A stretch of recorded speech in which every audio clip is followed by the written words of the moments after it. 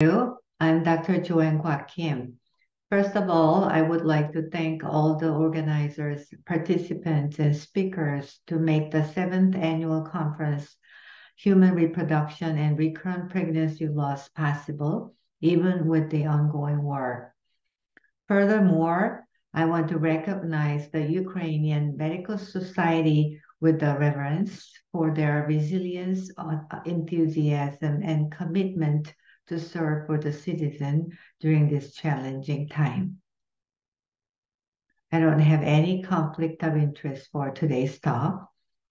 Currently, recurrent pregnancy loss is defined as 2 or more clinical pregnancy losses by multiple professional societies, although it used to be defined as 3 or more consecutive pregnancy losses prior to 20 weeks from the last menstrual period.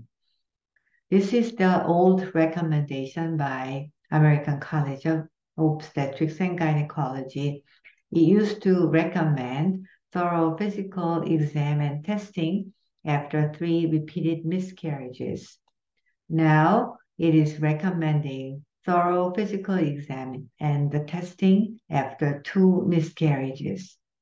Why is the recommendation changed? I'll review the pertinent findings supporting current recommendations. There is a lack of difference in prevalence of abnormal test results between 2 versus 3 pregnancy losses regarding the prevalence of uterine abnormalities and antiphospholipid antibody. That could be one reason. As you can see in this plot, there are no difference in uterine abnormalities between women with 2 versus 3 pregnancy losses. This analysis has no risk for the bias. This is an analysis for antiphospholipid antibody syndrome in women with a 2 versus 3 recurrent pregnancy losses.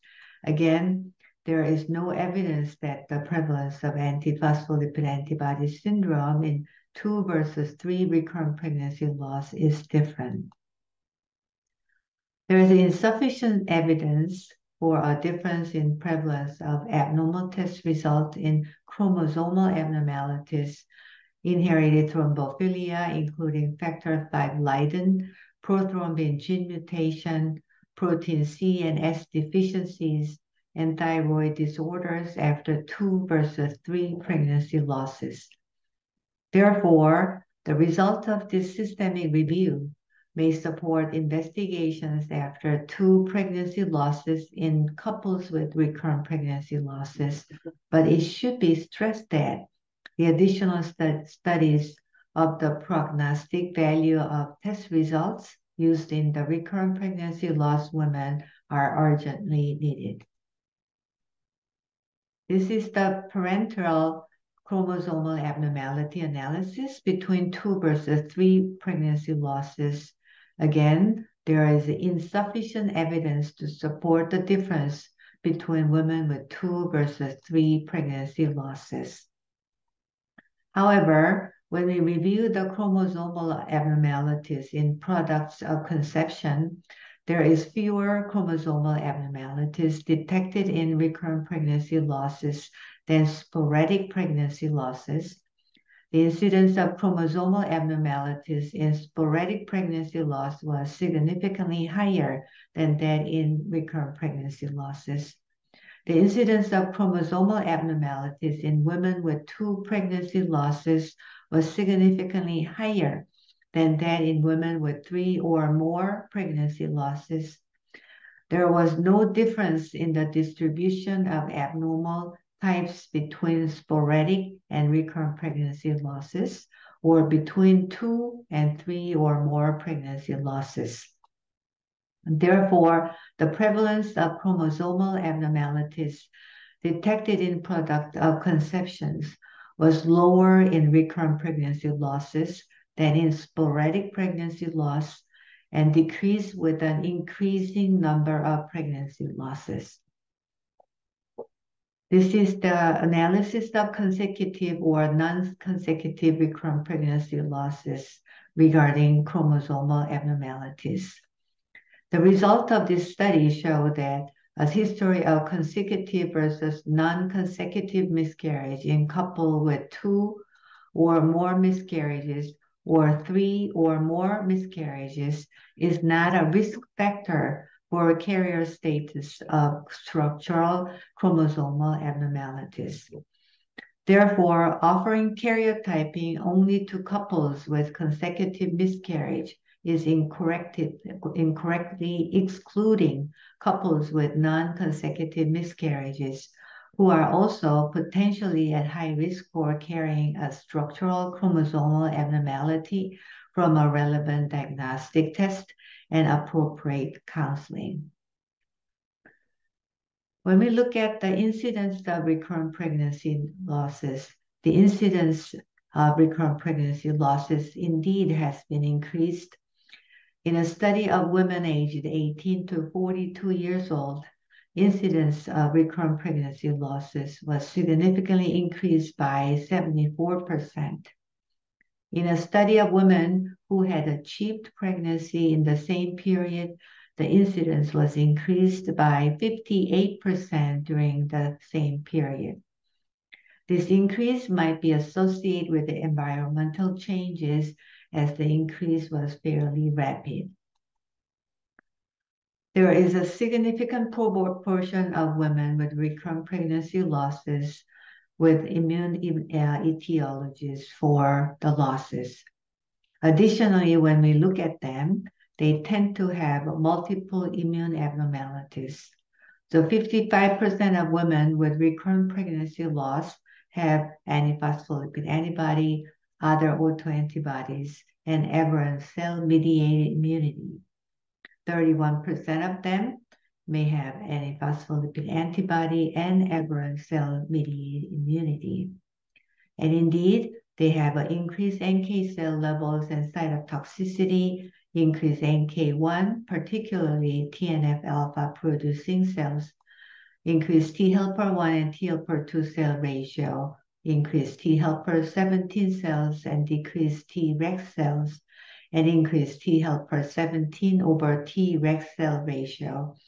Therefore, the women with recurrent pregnancy loss and implantation failure have increased cellular immunity, including innate and acquired immune responses. Maternal immune activation is also evidenced by the genetic polymorphisms in cytokine gene polymorphism, since interleukin genes play important roles in the expression of the seroproteins and are further involved in the immune response to pregnancy. So you can see the IL-1 beta, IL-6, IL-10, and IL-18 gene polymorphisms are significantly associated with the recurrent pregnancy losses. IL-1 is produced by cytotrophoblasts at the fetal-maternal interface during early pregnancy and involved in trophoblast invasion and tissue repair. IL-6, secreted by decidual cell population, is a potent pro-angiogenic cytokine that stimulates the proliferation of endothelial cells and regulate the behavior of female reproductive tract and gestational tissues. IL-10 is produced by cytotrophoblasts and decidual T cells. It protects the fetal-placenta interface by reducing the cytokine secretion of T helper 1 cell and macrophages. IL-18 induces interferon alpha, leading to the activation of NK cells, which is important in uterine vascularization and implantation. IL-17A, IL-21, IL-1 beta, IL-6, and IL-10 gene polymorphisms have been also associated with recurrent pregnancy losses, but with limited studies. As a pleiotropic cytokine, TNF-alpha has attracted attention because of its involvement in the promotion of inflammatory response, autoimmunity, endocrine, and neoplastic disease. Furthermore, there is convincing evidence that the TNF-alpha-induced apoptosis of cytotrophoblasts, which is suggested that aberrant expression of TNF-alpha may have harmful effect on placenta development and function. Indeed, TNF-alpha 308G2A polymorphism is associated with susceptibility to recurrent pregnancy losses. Hence, this polymorphism might be a risk factor for recurrent pregnancy losses. So I just reviewed the background. Why we have to start to investigate the women after the 2 miscarriages and some of the genetic polymorphism. And when we diagnose the women with the recurrent pregnancy losses, we tend to use multiple biomarkers. So diagnostic testing with significant scientific evidence are crucial to performing evidence-based diagnosis. Interestingly, evidence-based diagnosis is not consistent with what we understand as diagnosis. It considers the uncertainty for a particular disease causing illness and describes how to apply test results to update this probability while assuming the costs and benefits of both the treatment and the tests are known. And these are the relevant biomarkers for women with a repeated implantation failure, unexplained infertility, and recurrent pregnancy losses. Cellular immune abnormalities, autoimmunity, and endometrial molecular gene expression markers have been intensely studied and nowadays utilized clinically. When the biomarkers are utilized for diagnostic investigation, we have several objectives for the testing. The objectives of the diagnostic testing include detection of or exclusion of disease, contribution to management, assessment of prognosis, monitoring clinical course, and measurement of general health or fitness. In addition, tests must be evaluated in accordance with their intended objectives. To evaluate if the test can increase certainty of the disease, the test should be supported by scientific evidence of mechanism and has an adequate discriminatory power.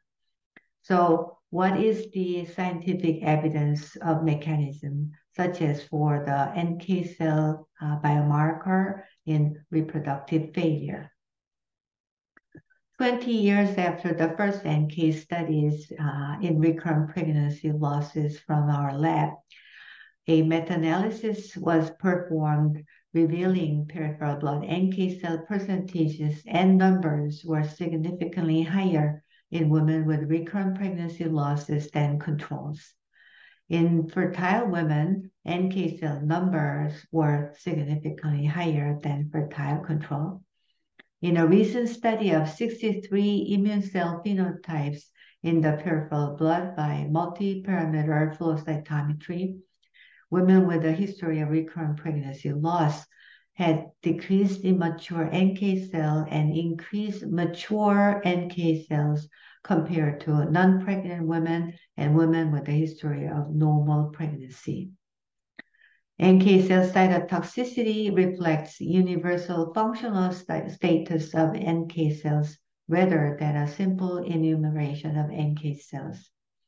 When NK cell cytotoxicity was measured by flow cytometry analysis, non-pregnant women with recurrent pregnancy loss and repeated implantation failure had significantly elevated NK cell cytotoxicity than non-pregnant controls, which is blue bar in here. Again, pregnant women with recurrent pregnancy loss had increased NK cell cytotoxicity than pregnant control. The same results were presented, the effector to target ratio of 25.1. So recently, NK cell cytotoxicity meta-analysis was reported. In this report, NK cell cytotoxicity was significantly higher in women with unexplained recurrent pregnancy losses than the fertile controls. And the heterogeneity of the population was insignificant. Therefore, the risk of bias is significantly low. The ROC curve analysis of NK cell cytotoxicity revealed that the NK cell cytotoxicity assay can significantly differentiate women with reproductive failure and fertile controls. At the cutoff value of 17.8% of NK cell cytotoxicity at the effector to target cell ratio of 50 to 1, odds ratio was 9.3. So NK cell cytotoxicity testing and NK cell levels are indeed good diagnostic testing for the recurrent pregnancy losses. In recent meta-analysis of uterine NK cell levels, women with a recurrent miscarriage and repeated implantation failure had significantly higher uterine NK cell counts than the controls. There was wide variation in studies conducted on uterine NK cell activity. However, the most studies found lower expression of inhibitory receptors and increased expression of angiogenic factors in women with the recurrent miscarriages. So total 57.2% of women in my clinic with idiopathic recurrent pregnancy loss had either elevated NK cell numbers or the cytotoxicity or both.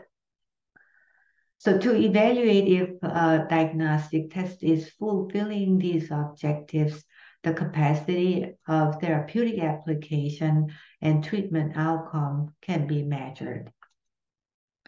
So this meta-analysis was performed using 7 studies out of 1,025 studies investigating recurrent implantation failure women with abnormal NK cell levels and activities. The meta-analysis of non-randomized controlled trial of IVIG study showed live birth in favor of intervention. However, there is a medium degree of risk of bias in this study.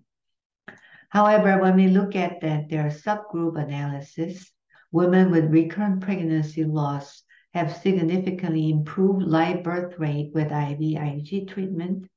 Heterogeneity of the study population was insignificant, and therefore the risk of bias was low.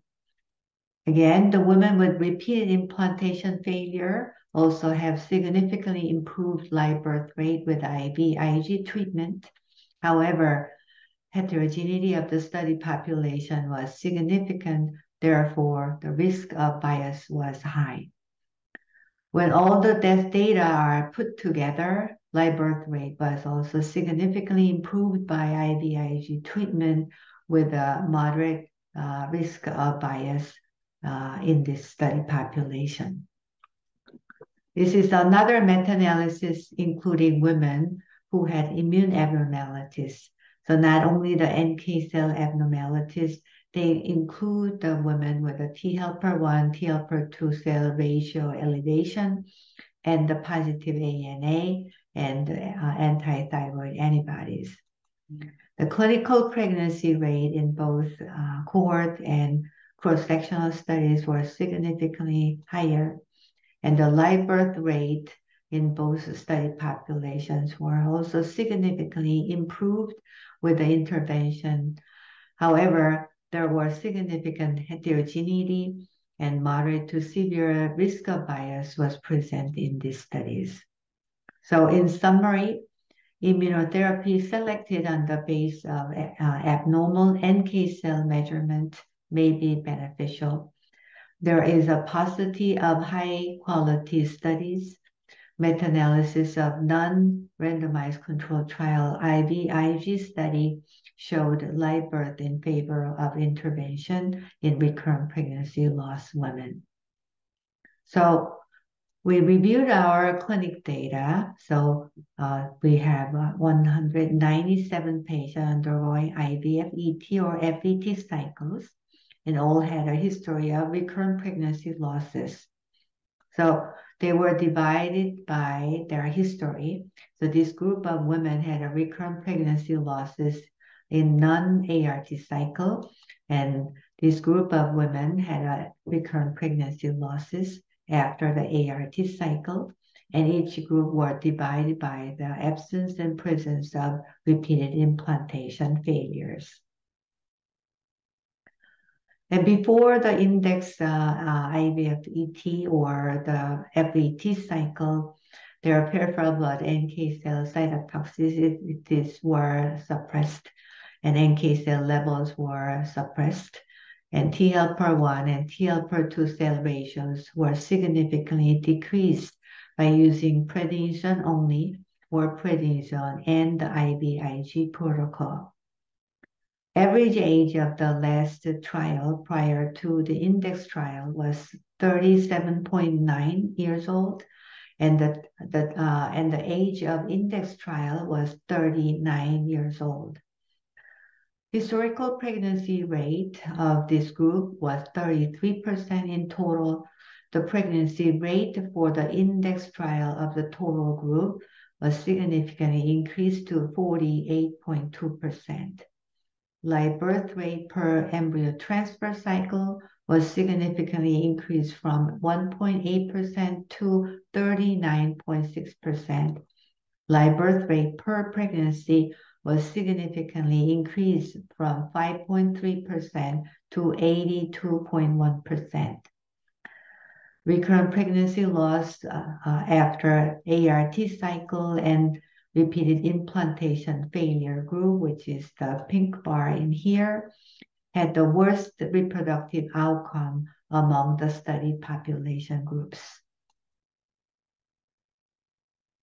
When we compare the treatment protocol, the IVIG and prednisone protocol had significantly higher pregnancy rate than prednisone only group. So yellow bar is historical control, orange bar is prednisone with the index cycle, light blue is historical control, and dark blue is the prednisone IVIG treatment group. The live birth rate was significantly improved in both protocols. However, the IVIG prednisone combination protocol had a significantly higher live birth rate per cycle. Live birth rate per pregnancy were comparable in both prednisone and IVIG protocols. Per cycle and cumulative pregnancy outcomes are compared in this plot, and pregnancy rate per cycle tend to increase when we have a first, second, and third cycles, and live birth rate per cycle tend to increase when we add up the more cycles, and as a result, cumulative live birth rate was increased with a stepwise pattern.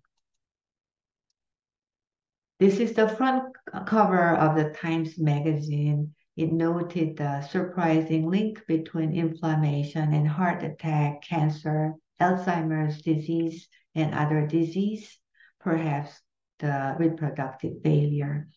We saw women with a recurrent pregnancy loss has activated cellular immunity by the presence of NK cell activations and T helper 1 and T helper 2 immunity.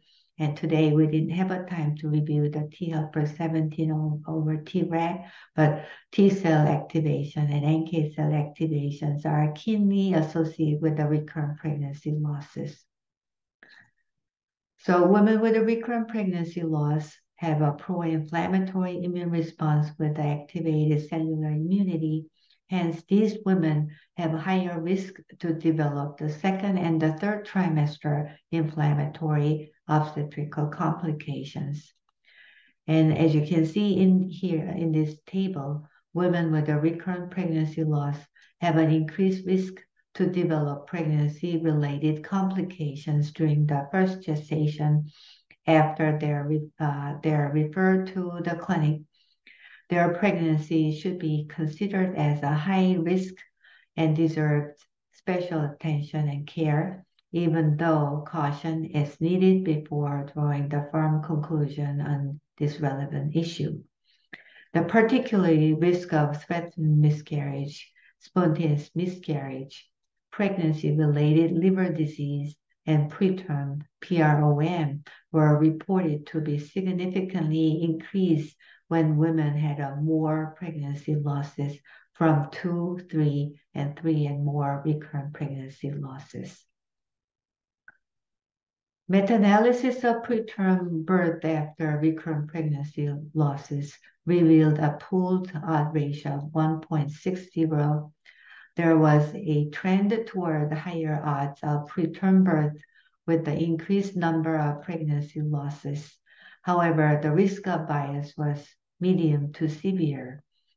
In unexplained recurrent pregnancy loss, pooled odd ratio was 2.05 for the preterm pregnancy. The mean incidence of preterm birth among the recurrent pregnancy loss group was 7.2 to 11.9% ranges versus non-recurrent pregnancy loss group was 5.8%. Therefore, women with recurrent pregnancy loss may benefit from additional counseling and more intensive monitoring during subsequent pregnancies.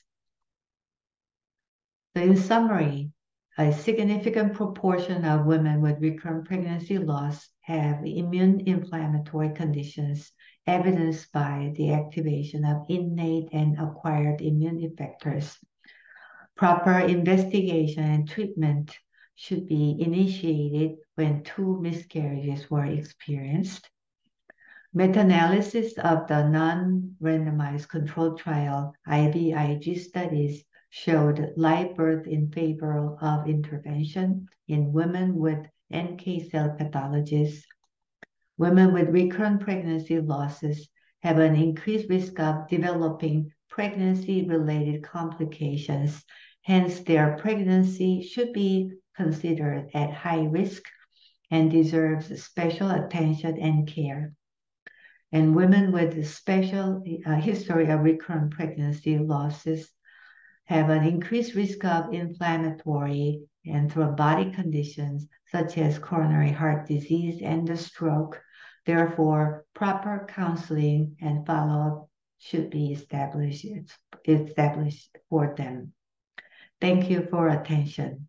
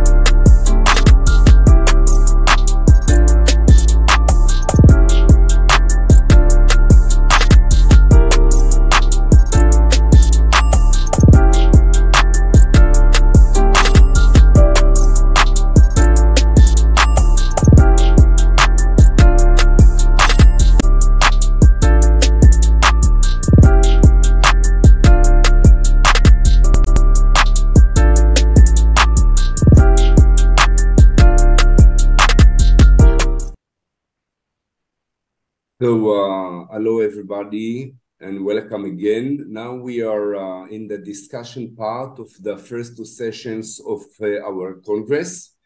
I want to welcome Professor Baris Atra, Professor Ole Christiansen, Professor Tom Brunet, I think he's not here, Professor John Kwakim, and Professor Queenby, are you here? Oh, yeah. And a guest here, Professor Kong from London. So I think we had a really, really great lectures, the most up-to-date information, and we're still having many questions, controversies, and I would like to start with some questions to each one of you, but let's say it's more your opinion. And it's a challenging question. So first I would like to go to Professor Baris Atta. You showed us very nicely the up-to-date guidelines by the ESHRE about secondary infertility. And in the end, you mentioned, basically we saw that those guidelines are talking about what not to do. It's not recommended, not what to do. And well, it looks like same years ago. But one thing is really interesting me, at least according also to your talk. You mentioned that looking for BMI is good. We can do it.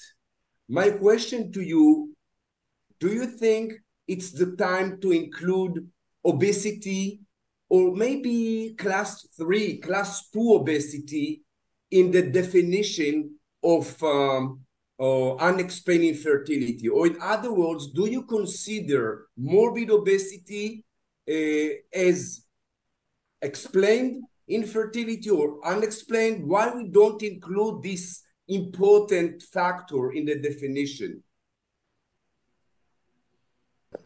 Thank you. It's a very nice question. I hope you can hear me well.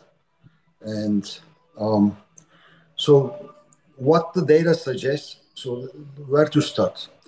The definitions are to be generalized, okay?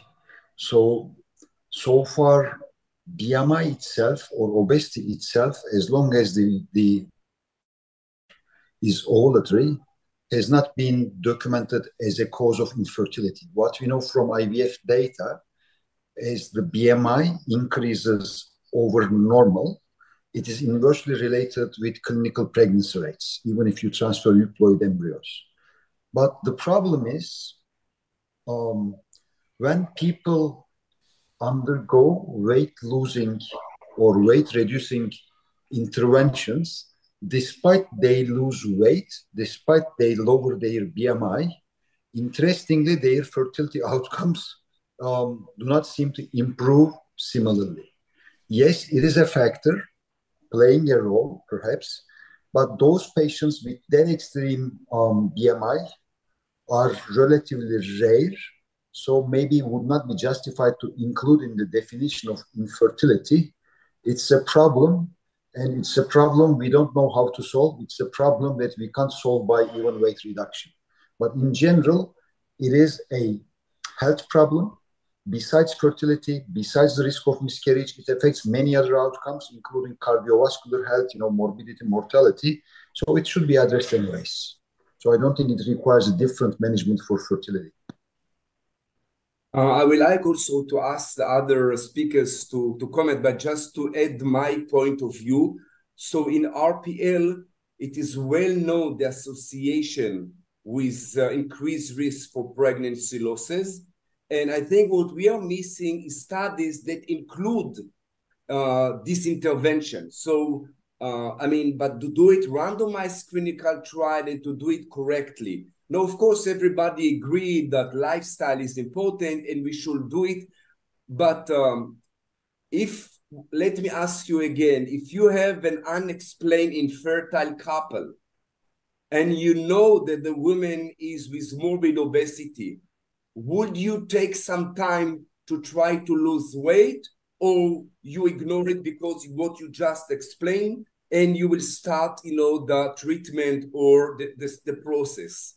Would you give some time for this change? Professor Baris or anyone? So, I agree with recurrent miscarriage. There's a strong association between miscarriage and increased body mass index. I think the difficulty with intervention is if people get pregnant during a phase of acute weight loss, for example, if they've had bariatric surgery, we know that they have an increased risk of obstetric or pregnancy complications, because whilst you're losing a lot of weight, we think a lot of people are vitamin and all sorts of deficient. So the standard advice is in the UK is if you do lose a lot, if you are in a phase of rapid weight loss, for example, after bariatric surgery, you should wait until your weight before you try again. So I think that's why the data is so difficult to work out. It's quite complicated about whether their weight's stable, about whether they've made up for vitamin deficiencies during a weight loss. And I think it's really hard to do a good quality randomized control trial in this area. But we all agree that if we have a chance to do something with this BMI, as we had just heard, it is associated with everything, any medical problems. What I'm doing, I am talking about nicely and giving time for this point, and well, because I jumped a little bit from unexplained fertility to the unexplained RPL. We still have some time to do all the evaluation, to go for all the procedures, the blood test. This is the time that we can have something, even if it is 5 kilograms. I think it's better than to, the obesity level, and those people are very highly motivated. So in my experience, it's worth it. Professor, may I comment again? So it should be available in the supplement issue of Human Reproduction for last year's ESHRE meeting. And I know on Focus on Reproduction, there's an interview with Richard Legros, who gave a very nice plenary lecture about this. So he summarized the available data. So as I said, it is possible to reduce weight. Okay, so by nutritional advice, by exercise, by combinations. But in contrast to our expectations, at least for IVF outcomes, improve, okay, with weight loss. So that brings in several questions. Once every, say, I mean, to be political, maybe we don't use the name obese, but so every high BMI is not necessarily metabolically the same. Suddenly, into some sort of weight loss intervention, it doesn't have to be as severe as bariatric surgery. Maybe inducing some sort of metabolic stress in their body. That's one of the possible explanations why the reproductive outcomes do not improve as expected. Right? The only thing that clearly improves is an anovulatory PCOS woman. They become ovulatory, but everything else, none of the studies were able to properly show any benefits. So it becomes a multifaceted problem. If you see a patient who is already 40 years old, who has decreased ovarian reserve, who hardly gets pregnant, then trying to make her lose weight and withhold other interventions meanwhile may turn out to be counterproductive. I mean, younger person with a better ovarian reserve, I mean, yeah, she should try anyways for her own health otherwise, but for it needs to be it needs to be individualized. Yes, absolutely. Professor Joachim, would you like to comment on this and the inflammation properties of this obesity and reproduction failure? Yes, obesity can be also related to the inflammatory immune response, but it's not all of them. There's a different type of obesity. So sorting out them is probably the one thing we have to do. And that's why the data is all diverse. However, the infertility, in my opinion, the treatment of infertility is not simply make them to get pregnant. they have to go through the pregnancy and deliver a healthy baby with a healthy mom. And the BMI is actually related to the many second, third trimester, and of course the recurrent pregnancy losses. The obesity and the infertility, the IVF work is not really related to. So dropping all those guidelines worrisome, because infertility treatment is to make them to get pregnant. So I'm kind of agree to Dr. Bashiri's idea. Probably we're making women to make them a little bit more healthier before they go through the infertility treatment. Usually in my clinic, we take about at least 2 to 3 months to make them to control their weight as much as we can do. Certainly can be a trouble with many different issues. So we're going through slowly while we're preparing as much as we can do. And it seems like it can be very helpful. However, the randomized trial and all other things are kind of currently very difficult to do. So we have to do more study in the future. Thank you. Yes. Professor Christiansen, yes, please. I think now have come new efficient drugs on the market, Wegovy and Saxenda, and you should try to do randomized prospective studies, randomizing obese patients with recurrent implantation failure or RPL to these efficient drugs in one group, and maybe an open trial with no treatment in the other group, or some placebo, because I think it's the only way that you really can get the information about the effect of weight loss in these patients. So I think we should now profit of these drugs coming on the market and do randomized studies. Definitely. So I would like to move to the second talk that Professor Christiansen gave us. And again, you showed very nicely your very, very hard work with ESHRE since 2013 with the first ESHRE guidelines, and now 2023, the modified or the new edition. I want to ask you again your personal opinion regarding the definition. So we all see that the new definition is it also included non-consecutive, it also included biochemical, and we all know it changed the prevalence, of course, and we have, let's say, bigger group with advantage and disadvantages. So I want to take it one step ahead. Do you think there is a special group of women, couple, that you will recommend to do evaluation after one pregnancy loss? Are there a group of women that will have some benefit from early evaluation, or I don't know, full evaluation, whatever you include there, but after one pregnancy loss? It's a problem with resources, but if you have a woman with a clinical autoimmune disease, I would definitively do some tests after one loss.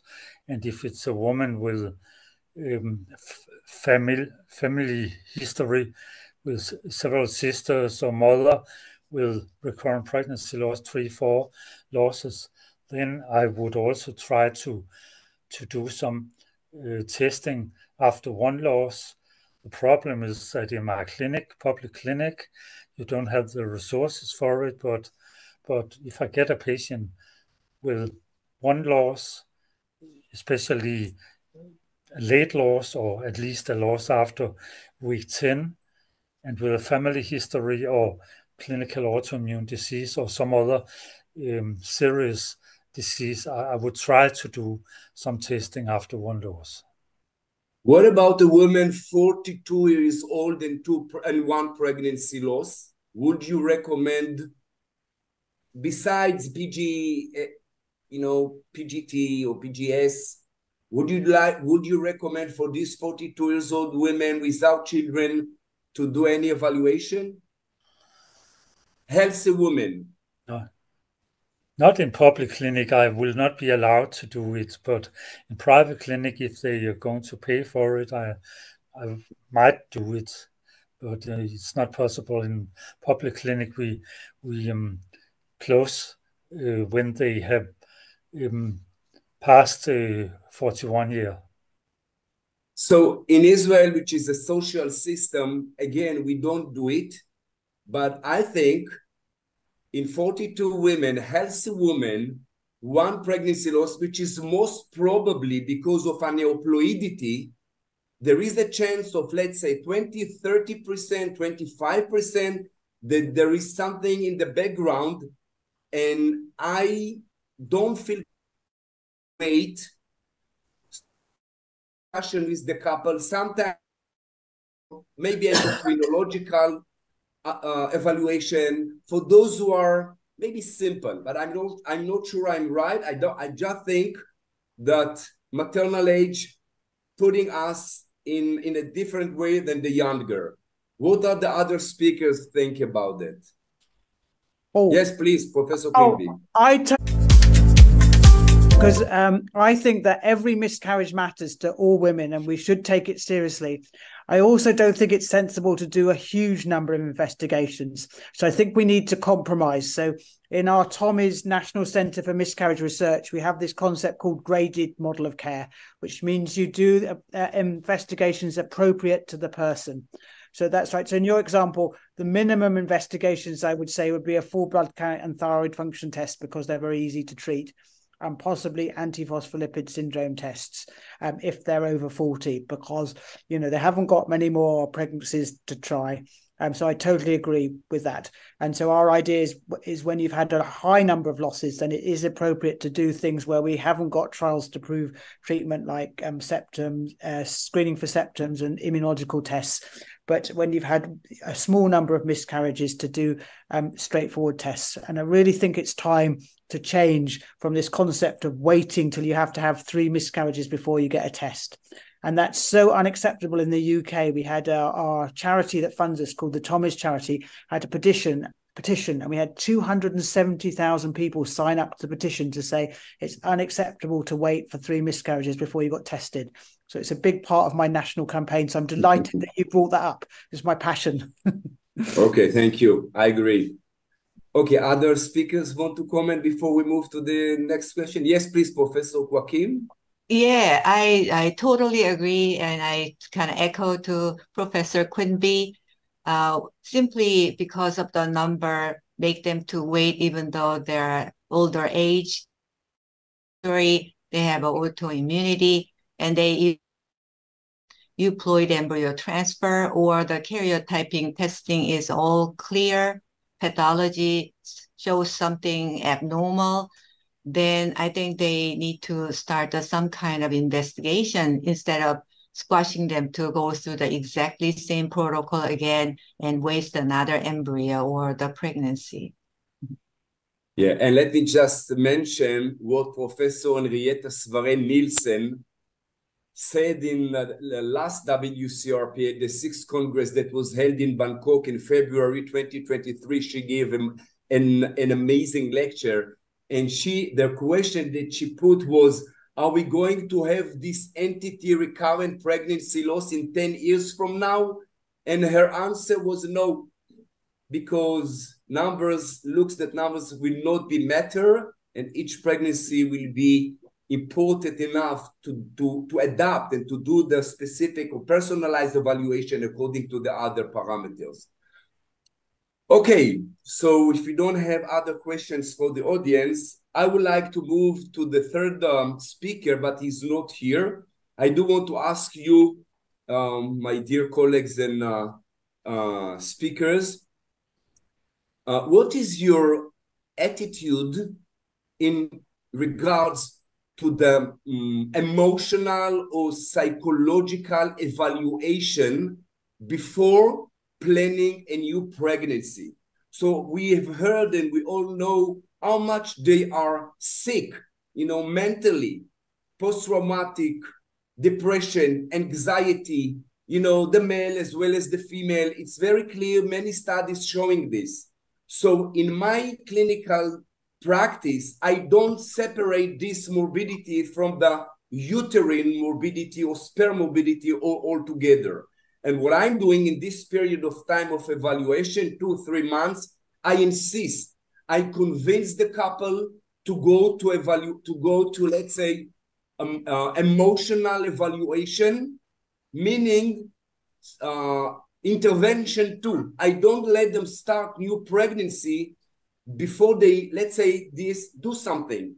And many of them will go to maybe social worker, others will go psychologist, 20% of them are going to psychiatry, and it's written in the literature.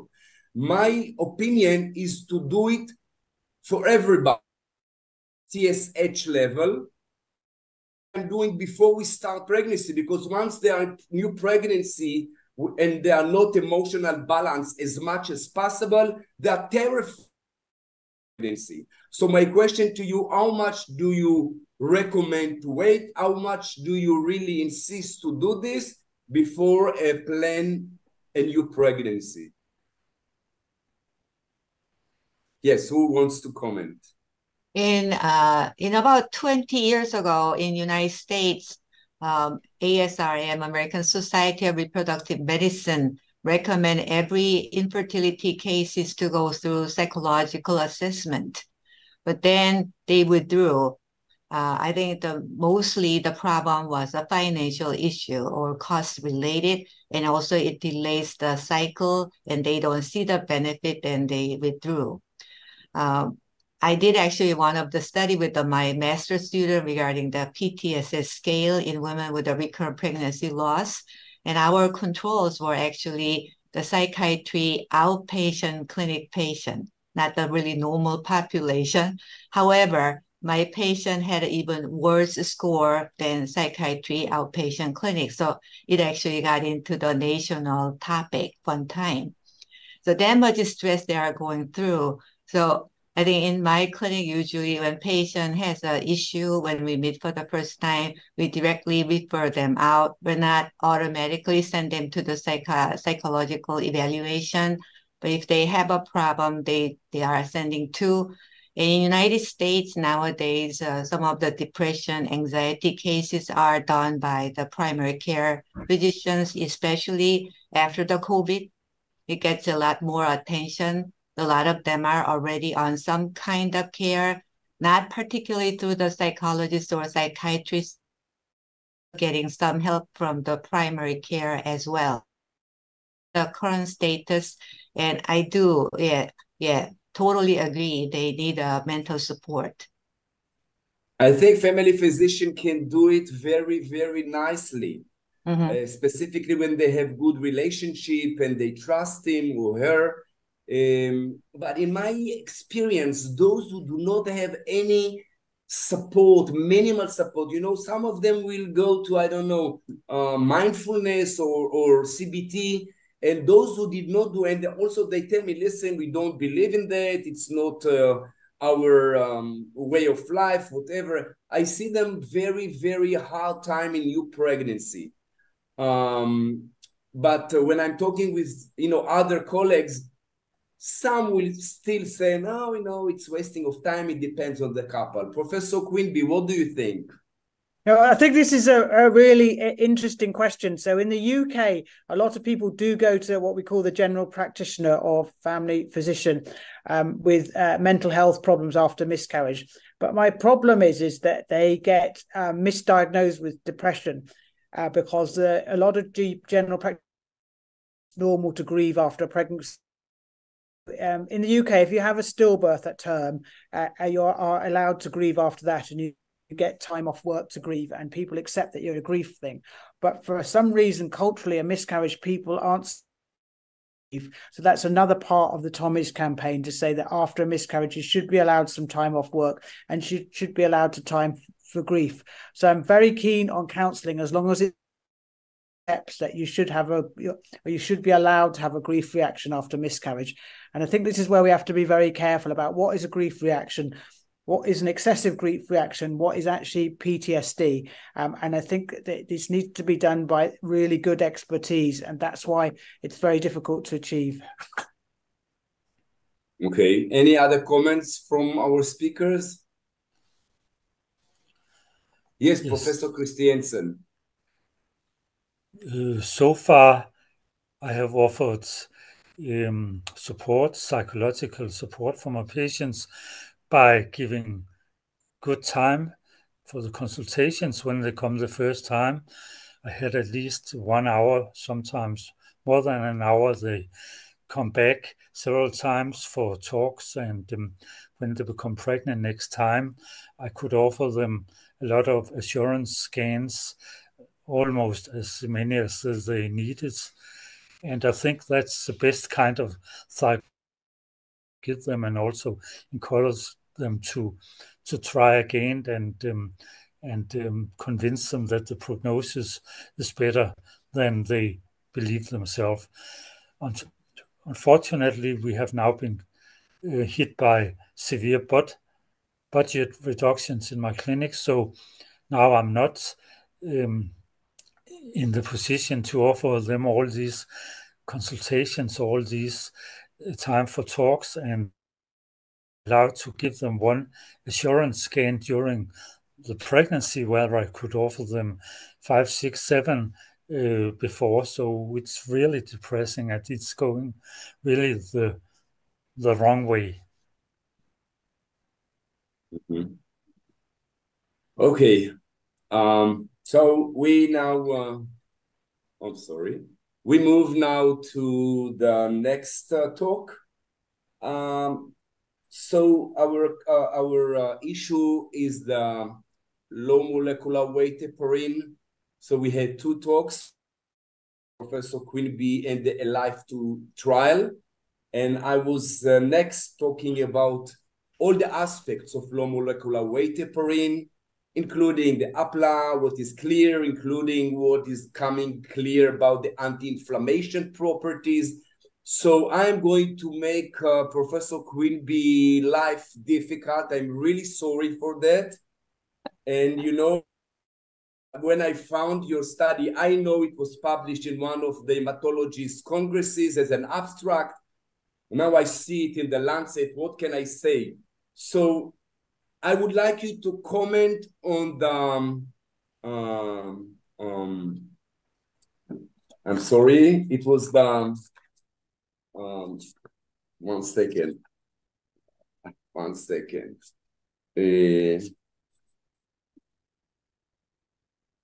Yeah, I wanted to say disadvantage. I don't know why I lose the word. The limitation of the study. And the limitation of the study that you wrote very clearly, I don't know, of course it was published, everything is very clear, but how much do you think that there is a chance, if at least not include one single pregnancy loss, the results may be different? I'm not talking about different low molecular weight heparin drugs. I'm not talking, about the fact that you did not look for heartbeat earlier, but at least the inclusion criteria with one pregnancy loss. And maybe you don't agree with me. I want to learn from you. Yeah. So for that trial criteria, everyone had 2 pregnancy losses and inherited thrombophilia. So when we designed the trial, we thought that we had picked the group of people who would benefit from low. And then we did do a sensitivity analysis so that even if you had 3 pregnancy losses, there was still no benefit. So we checked all that. And then people have suggested that we picked a low risk group, but actually only 70% of people had a baby and 30% miscarried again. So we didn't pick a low risk group. If you're a patient and you've got a 30% chance of miscarrying again, that's high. So I would argue that we did pick a high-risk group, because not only did they have pregnancy losses, they also had an inherited thrombophilia that was tested for very carefully. So we could not have. I was really, really hard work at countries. We had nearly 30 sites in the UK and 30 all over the world. You cannot have gone to more effort, and there was absolutely no difference. So I think, it's very, very disappointing, but I think we really need to move on. I don't think that there's, the is that some people in the standard care arm did receive heparin, but when we reanalyzed it, having removed those, there's still no difference. I know it's not very popular, but that is what I found. That's true, but maybe I wanted it to find something else as well, but it didn't. That's right. Yeah. No, but maybe I'm wrong and I didn't understand. Did you include also one pregnancy losses in this group of patients? Two pregnancy losses, and they were all started the heparin before 7 weeks and 0 days, so they were all less than 7 weeks, just early as well. And okay, but you didn't look for genetic analysis of the product of conception for the population, did you? It wasn't possible with all those units, no. So we yeah. But because there was such a large number of people, they can't have all lost abnormal pregnancies. Yeah, because it was, it was over 326 people. So you can't, if it did, just obviously it would only be expected to stop the loss of normal pregnancies, but there was absolutely no difference in the two arms. So we don't think that is an explanation for the results. It says that it may be making it possible that when miscarriages were included. What does it mean? No, yeah. So it was recurrent, but it was two miscarriages. So I think it was about 40% had two, and 60% of people had more. So maybe there is something that it's not clear to me. What does it mean? It's sporadic. Okay. Any other questions and any other comments for this very important, very disappointing results? But let me ask you, are you going to change your policy, Professor Quimby? Are you going from today not to give low molecular weight heparin to women with the hereditary thrombophilia? Well, we're also short of money. We're more short of money than Ole in Denmark. I don't know what he's complaining about, but stop testing. So because of the trial, I've stopped testing. So I've said, and then that money I think is better spent on things like I would like to have more mental health support, as you clearly do, and they clearly have in the States. So we all have limited budgets, and I think it means that is not a good way to. That's how I've interpreted it. So I'm not spending any budget on that or heparin. I want to spend the budget on other things, which I think we don't doubt will benefit the patients. So talk and ask you, do you give low molecular weight screening for hereditary thrombophilia? Because there is something that goes with inflammation in this woman, and you think about the anti-inflammatory properties of this low molecular weight heparin. If you give in these circumstances, who will be the women that you may consider? Oh, so I only give it for prevention of venous thromboembolic disease. So in the UK, there's been a massive drive to reduce pulmonary embolism and DVT in pregnancy. So we have a risk scoring system, which has things like age, things that you have talked about, which is age, body mass index, number of previous pregnancies. So if you were hit, you get a point for each thing. So for example, if you're over 35, you had a body mass index of over 35, and you had 3 pregnancies before, then I would give it from 28 weeks to prevent thromboembolism. So the inflammatory thing, I would say, was more likely to cause thrombosis than it is to cause a miscarriage, and I would use it in those circumstances. So probably not that dissimilar. We also have getting pregnant by IVF as a risk factor for thrombosis. So whilst I can argue a lot, the truth is, yes, I do give it officially for prevention of thrombosis. But if you've had IVF, you're older, you're high BMI, you've lost lots of pregnancies before, you will hit enough risk factors for and I give it for that reason. So yeah, you're right. So I kind of, I kind of probably do give it to the same patients as you, but for another reason. So it's I not, see. we're not as different as making out. But I tried to give my talk deliberately one side or the other when I heard you were talking, so that the conference attendees would have an opportunity to see both sides of the coin. That's right. Yeah. Thank you. Yeah. What are the other speakers thinking about? Are you going according to this important study in the Lancet to stop screening, and as a consequence to stop treat those patients, or you still again consider obesity or other risk factors of thromboembolism? Okay, now we have another reason. What is your way of practical day? The lucky enough in here, I can measure the inflammatory immune response and the thrombophilia together. And from the beginning of our protocol, we believe the thrombosis and then the inflammatory immune response are basically hand in hand. Simply having a genetic trend does not cause the thrombosis in many cases. You need to have something to trigger. So what is the trigger point? Is that the bleeding, thrombosis and inflammation, or inflammation to the thrombosis, or bilateral? So that was a thought, and if we see the increased risk, then we give it to them. So, from this recent study gives us a really good idea about what we need to do, and it was a good data. I appreciate all these long years of effort, but then regarding the treatment and how to apply it, then probably we need to still think about it. But I think in many cases here in the United States, it still gives us quite a good information to us. So we're still treating the patient with the heparin, and we approach it pretty similar way than before. Mm-hmm.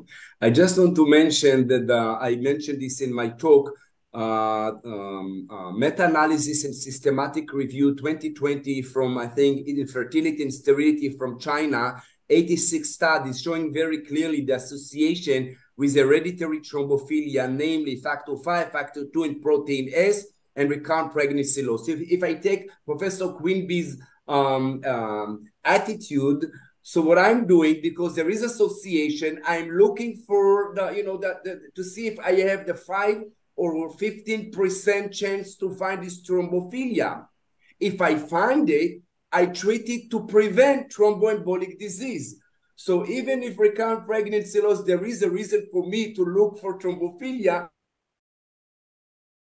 disease. So maybe we're still on the same place, but of course this study make a lot of issues all over, as according to what I see. Mm-hmm. Professor Christiansen, what do you think? What did you change in your attitude? Yes, we published a prospective study in fertility sterility 10-15 years ago, finding that carriers of factor 2 and factor 5 Leiden had, I think it was a 20% increased risk of new miscarriage compared with non-carriers, and it was in patients not receiving anticoagulation. But after the study, we think that these hereditary thrombophilia factors are risk factors for new miscarriage, but we have not used heparin for patients with first trimester losses. We have offered it to patients with late second trimester intrauterine fetal losses, and who were carrying hereditary thrombophilia factors. We have offered heparin to this group, but not to those with only early miscarriages, and will continue to do it in this way. Just want to mention again what I showed in my end of talk about the properties of heparin physiologically. So I do know and do believe that this drug, these molecules has a very clear anti-inflammatory properties. But of course, we have to work more in more studies to show what is the combination, what is the formula, including the epidemiological characteristics of the couple, of the women, to decide if this drug can be with advantage. Okay, we are almost late, I think, according to time, but I want to move to our last talk to Professor Joaquim. And let me also challenge you and ask you a very, I don't know how to say this, a very not easy question. Okay, so you convinced me very clearly that natural killer cells are important, and all, you know, the effect of immunological drugs is there. We don't know exactly to whom, let's say this. My question, why so far natural killer cells evaluation, it doesn't matter now which test, okay, but why so far it's not coming to be guidelines? What are we waiting for? What is still missing to recommend it as a routine test? Because I don't know any other, you know, I don't know any other test that besides, you know, Anna. It's kind of a screening, but you showed very nice results. I know also the studies from others, from Christiansen and Quimby and Brossens, but I don't understand. We still not recommended, don't do it. It's not routine. What do you think? When is it going to happen? Or maybe not? I guess there is a gap between the immunological understanding on the endocrinologist side. So there is some gap as an IVF physician understand the immunology. That is one thing. And there is always some of the question about how does the NK cell actually working at the implantation site, and how the working directly to the trophoblast. That's been quite a bit of debate for last few decades. And I think nowadays it's getting cleaner and more. We learn about the angiogenic role of NK cell. And there are still ongoing studies regarding the HLA typing of the father, and then the KIR expression of the mother, or the HLA-C typing of the mother and the KIR expression. So there's quite a bit of study ongoing, and these studies are coming out, and then everybody's saying, since we don't know well, and how can we apply this one? I think as a scientist, I understand that point too. But then when we use the white blood cell count testing for the general infectious disease, when we apply that one for screen the cases, and although white blood cell count testing really did not give you exact findings about the ongoing infectious disease, we're still using it as a marker to screening.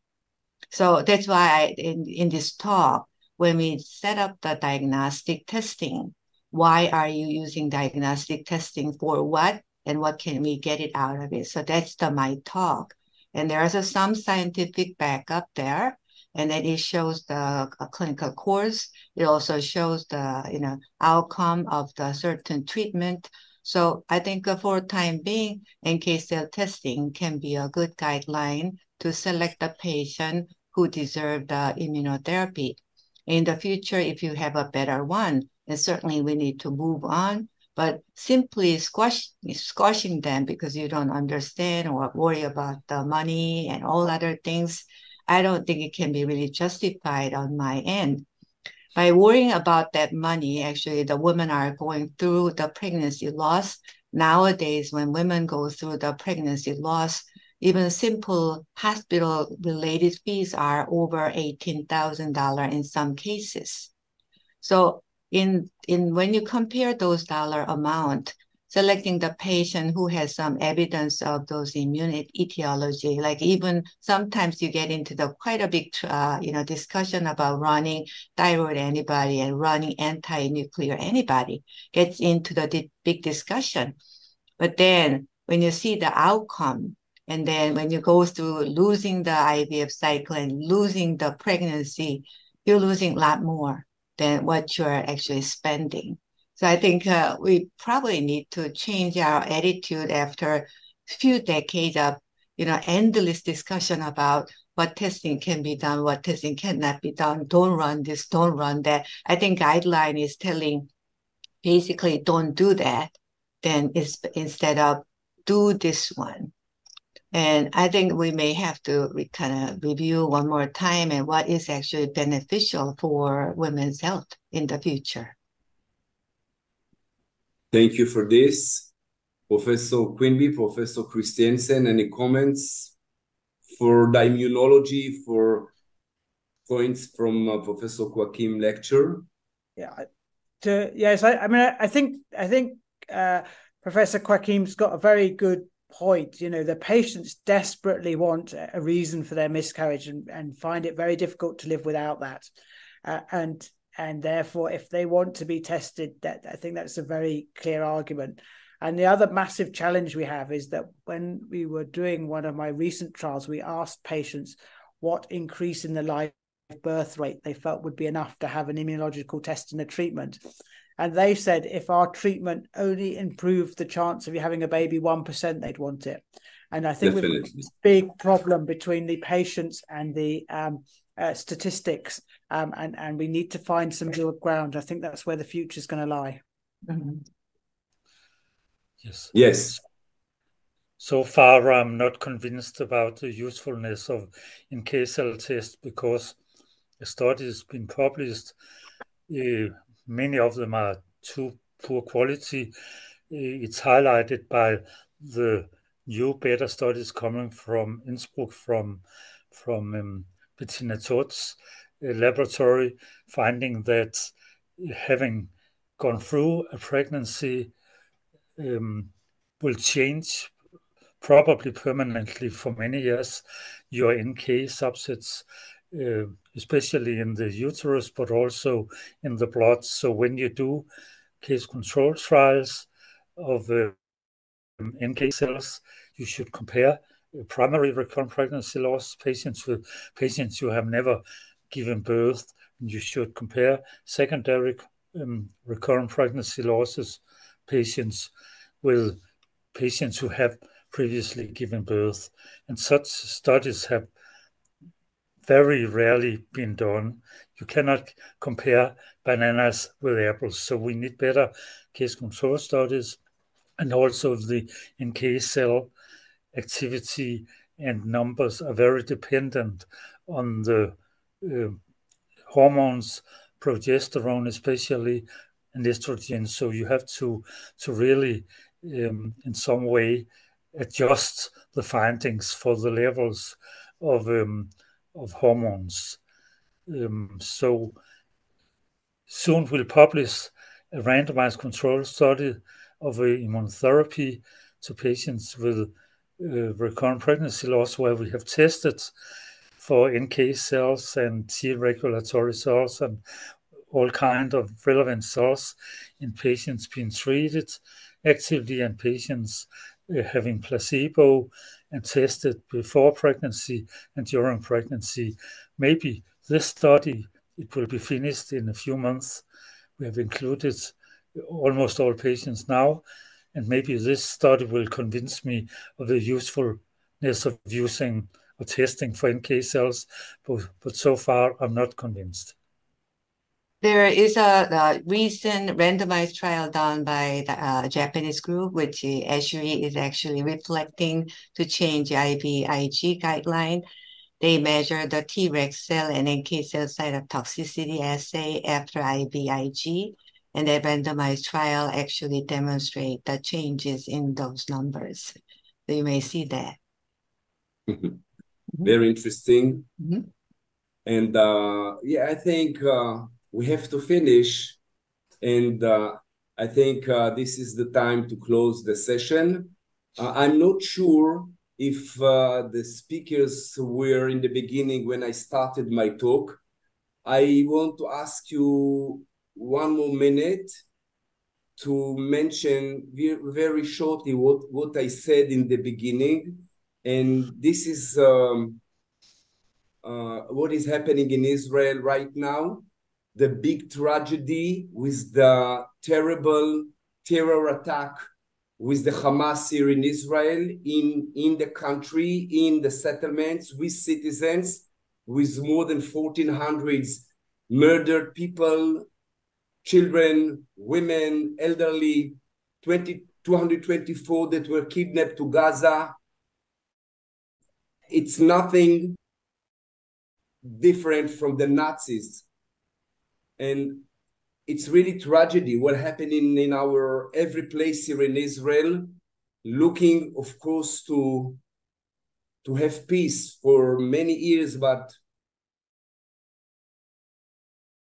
becoming so every place. And what I want to ask you as colleagues and friends, as physicians, please don't be silent. Please do what you can